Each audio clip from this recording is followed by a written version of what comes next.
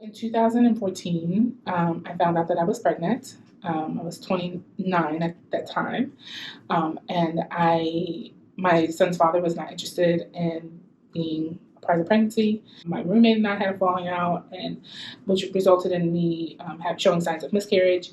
And my doctor said either you move out now or you lose the baby. And so I found myself couch surfing and homeless.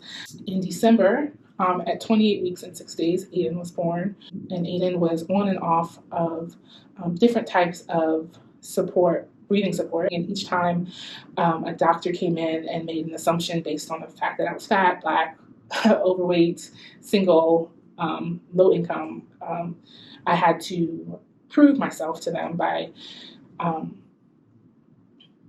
rattling off my resume and telling them, trying to prove to them that I was worth respect. So really, after you got home with Aiden, you sort of, what happened next? You decided that you wanted to create a community for people to feel safe. I mean, so when I came home with Aiden, I was unemployed at that point. I lost my job, and so I made the decision to stay home with him. And so it was very lonely. It was just me and him all day long, taking care of him. Whatever specialists were in the house with him.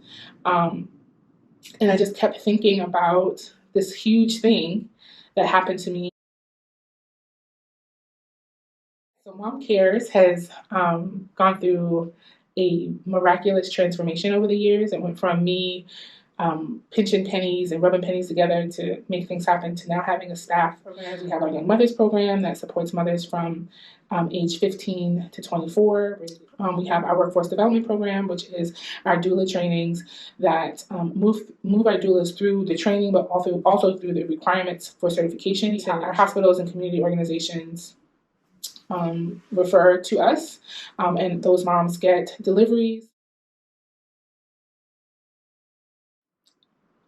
It is humbling and surreal. It's surreal because I know that because I am an expert that there are hundreds of moms each year that live a similar experience that don't make it. And I did, and it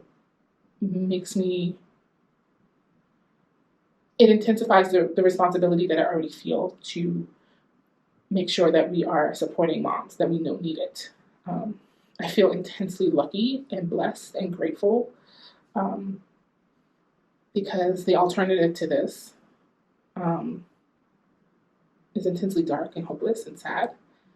And knowing that where I was mentally and physically, and knowing that it was completely feasible that Aiden would not survive the night. And we're here 7 years later, not only surviving, but thriving, not only just for ourselves, but for the entire community. Takes my breath away. And it's an intense responsibility, and it's something that keeps me up at night, but not in a bad way, because I know that there's more to be done, and there are things to be improved, and I just want to be the best. I just want to be the best for our families because they deserve it. And so the next chapter of MomCARES is we'll get enough funding to be able to scale our work and then bring on enough the people that we need and pay those people a livable wage and create a work environment that's healthy for them. And maybe I could let go of a couple of my responsibilities. Maybe I don't have to wear all of the hats.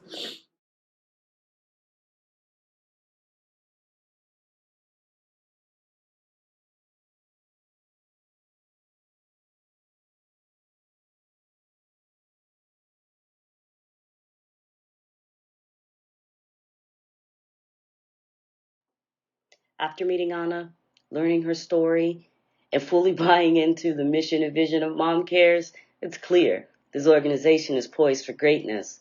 Our GAP project was to create an organizational infrastructure that will allow Anna the freedom, flexibility to imagine, to breathe, and to deliver a safe space for the moms of Baltimore. As a group, we created specific job descriptions that will allow MomCARES to grow into the organization that the moms of Baltimore City not only need, they deserve.